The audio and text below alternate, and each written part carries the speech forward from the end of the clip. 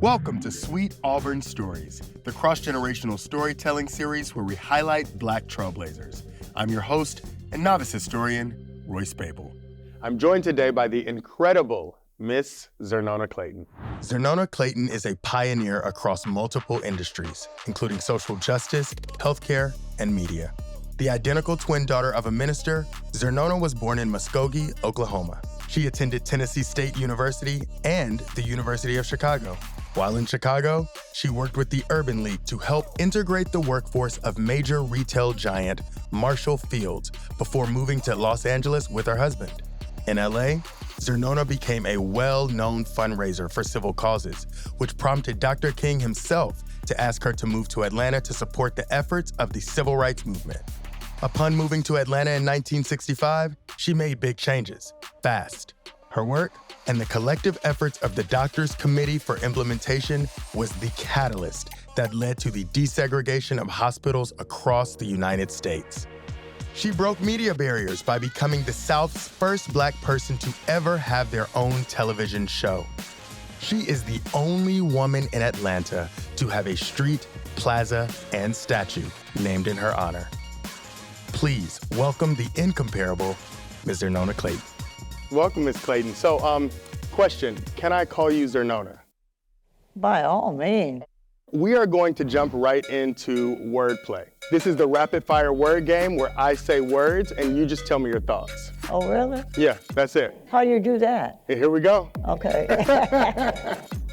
First word, Jet. Jet magazine? Jet magazine. What's the significance? Oh, it was the publication that told you everything that Black folk were doing everywhere. Okay. And you also, I don't know if the audience knows, but you also have a very personal connection with Jet magazine. Yes, I married the editor and asked him not to write about me. Right. People used to think by inviting me to a party, they'd end up in Jet, but that was the wrong thing. Because of me, you wouldn't be in Jet. Right. Mild sauce. I learned about it in college, and all the people from Chicago would come, and they'd be like, oh, put the mild sauce on it, the mild sauce. I was like, what is this? It was okay. No, I missed You that. never had it? I didn't know I missed anything in Chicago. Third word, Grady baby. When I moved to Atlanta, I found out that Black doctors could only practice in the public hospital. It didn't matter how the woman or the patient, how much money she might have to go to better hospitals. Because the doctor couldn't practice, they couldn't go. Well, I said, well, it's bias. We were all came into this world the same way. A stork somewhere brought you to somebody's house and put you on the front porch and left you. Yeah. And then somebody else took over. But that's the story I have as well. We all started out the same. Then we learned to hate everybody, if we didn't like the way they looked. Yeah. And babies don't come when you want them. Like if the Black mother or future mother went to the doctor and she would say, oh, I think we're gonna come tomorrow. Yeah. What the doctor was looking for is that Wednesday you can come, because Black women had to go Wednesdays. So he was encouraging her, well, let's hold on till Wednesday. Well, that's feeding into the prejudice. So I wrote letters to everybody, and I finally wrote one to President Johnson. And so I finally got the doctors together and said, let's go to Washington. Let's face him face to face. Yeah. Now, I've got some sense. I know you can't walk into the White House and you just go calling on the president. But if you don't try something, you'll never know where it won't work. That's true. That's my philosophy. So, sure enough, as soon as he walked into the room, he said, oh, you must be Miss Clayton. I said, I think I am. Yeah. And he laughed and he said, so you really get busy when you want something done. I said, oh, yes, I do. And I went on to tell him my story. And I said, but somehow Dr. King said, you're a good guy, but you wouldn't even answer my letter. You're still mad about the letter? Yeah, I'm mad about that, But guess what? 3 weeks later, he got on television and announced that as of this date, all of the hospitals in the United States will now be desegregated. My goodness. Now, I was fighting for the doctors we can talk in for the that. back. So my question to you though is, did you call like 1-800-White House? How did you get the number? Like when you said, oh, you called him up and he, they were like, can you be here? Who gave you the number? Well, if I tell you, you'll be calling them up and everybody be worrying. They probably changed They it. were the president. No, I'm not going to tell you his phone number. Okay. My last word on wordplay is, it's a few words. Make it rain. You know what this means? No. Make it rain. Make it rain. And that's wordplay, folks. I want to talk to you about how you got to Atlanta, because you are from Muskogee, Oklahoma, and then you went from Muskogee to Tennessee State University for college. Then you went to University of Chicago. Then you went to Los Angeles. And then you made it to Atlanta. Can you talk to me a little bit about that? Yeah, well, you described it all. As a youngster, I just thought Marshall Fields was just the store of all stores. And I said, one of these days I'm gonna be a regular customer at Marshall Fields.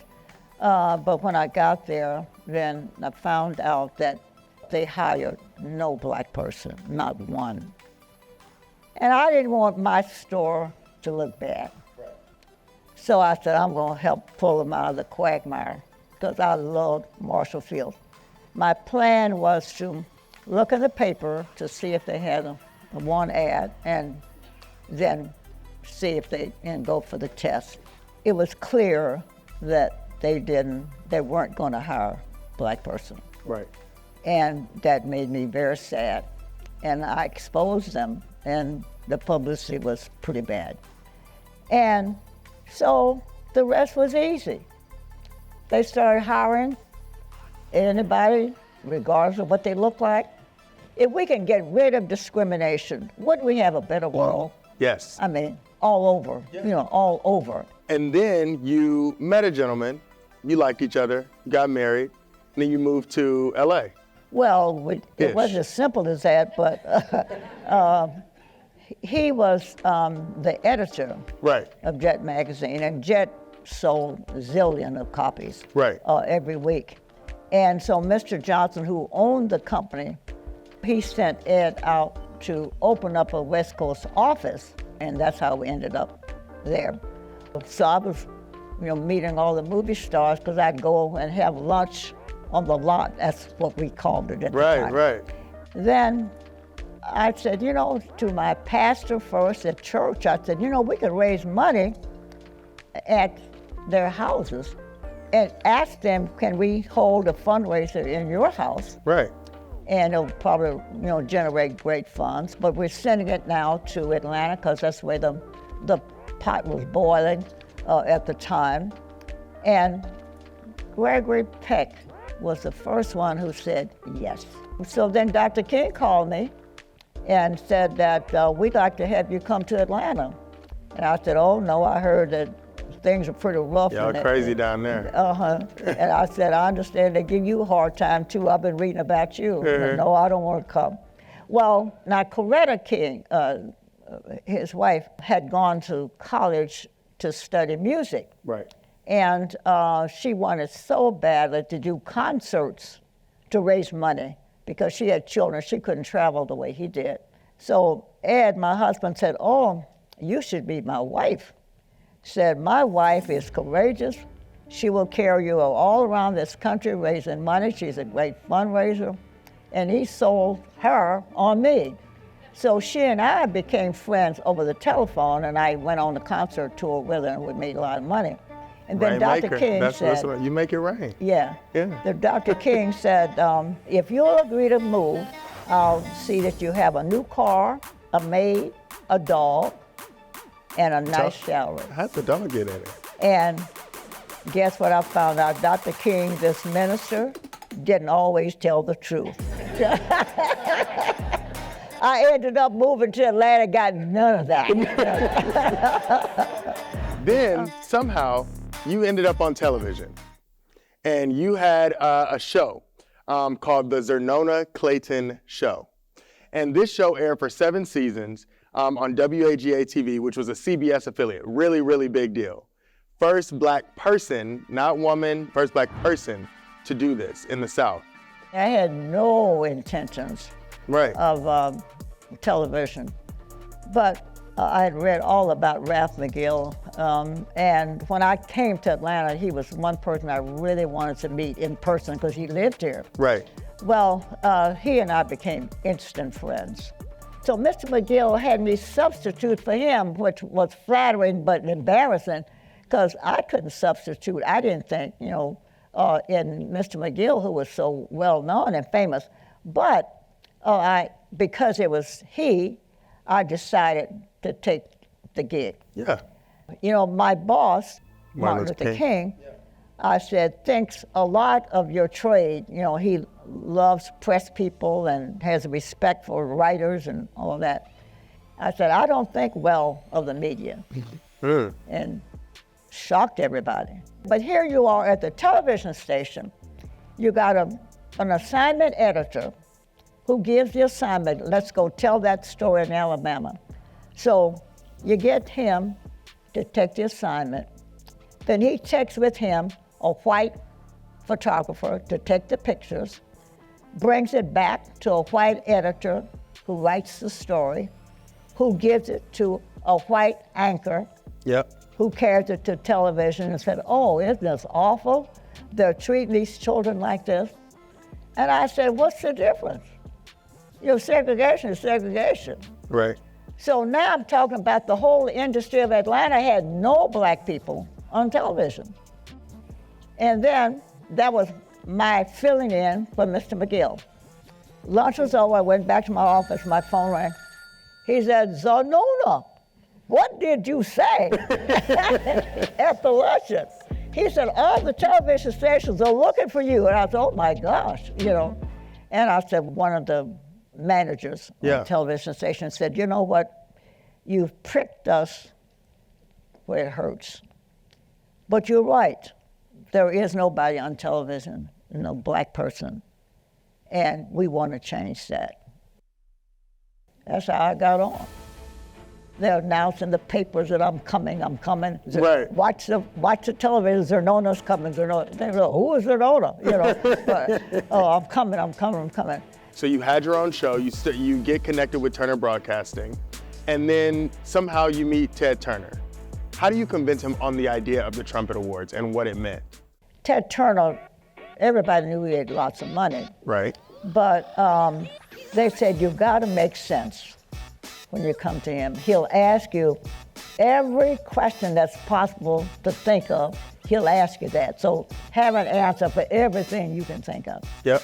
I stayed up all night trying to think of all the questions I could think of, so I'll be ready.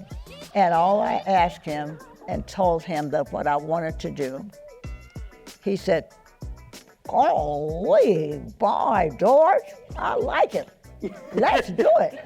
And that was it. And I said, wait, I got some more questions. But it was easy to sell. And the first night of the Trumpet Awards, we had Muhammad Ali and all these names. And the Trumpet Awards was created to celebrate the achievements of black people, correct? Yeah, but I didn't just have black people. I have white people too. Yeah. I'm really a person who thinks all of us can fit in this great America. If you had a tagline for Real Housewives of Atlanta, what would it be? If you don't have one, I've already got one for you, but I'm curious. Do I have to take my clothes off? No. You don't have to take your clothes off. You don't have to take your clothes off. You don't have to take your clothes off. You know what I did? I wrote it in ChatGPT. I said, write a Real Housewives tagline for Xernona Clayton. And it did. I know, my mouth dropped too. It said, and this is true, it said, if you were a real housewife, your tagline would be, I don't just break glass ceilings, I shatter them with style. This has been Sweet Auburn Stories, the cross-generational storytelling series where we highlight black pioneers. I want to say a huge thank you to my guest, Miss Xernona Clayton, or as I call her, Xernona. Thank you for being legendary. Thank you for being black. And thank you for being in Atlanta. Oh, thank you. Yeah. My pleasure.